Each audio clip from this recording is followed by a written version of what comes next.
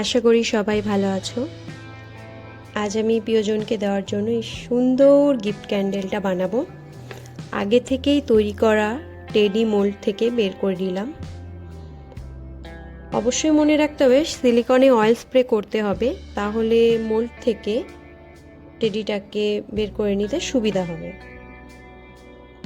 তারপর আমি আগে থেকে একটি গ্লাসের মধ্যে অয়েল স্প্রে করে রেখে দিয়েছিলাম, সেটার মধ্যে স্টিকারের সাহায্যে একটা উইক লাগিয়ে নিলাম, একটু সাইড করেই লাগাবো। তারপর একটু ওয়্যাক্স মেল্ট করে নেব, করে ওটা ঢেলে দিলাম।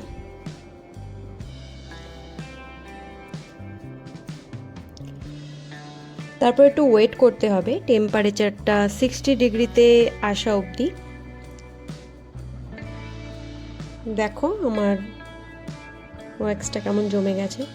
তারপর সেই উইকটাতেই আমি টেডিটাকে সেট করে নিলাম। টেডিটার মধ্যে চোখ নাক নেই বলে কেমন লাগছিল, তাই আমি একটু টুথপিকের সাহায্যে চোখ নাক বানিয়ে দিলাম।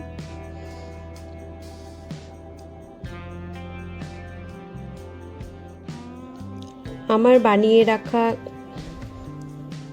আগে থেকে লাভ শেপগুলো পিছন থেকে অ্যাড করে দিলাম টুথপিকের সাহায্যে, যাতে দেখতে সুন্দর লাগে।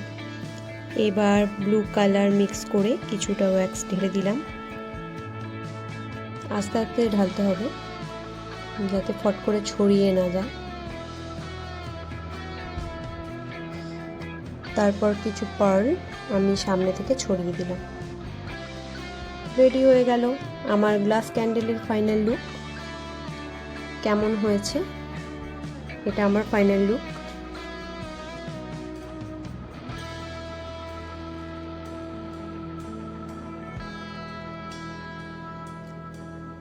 এটা তুমি তোমার প্রিয়জনকে অবশ্যই গিফট দিতে পারো, সে খুব আনন্দিত হবে।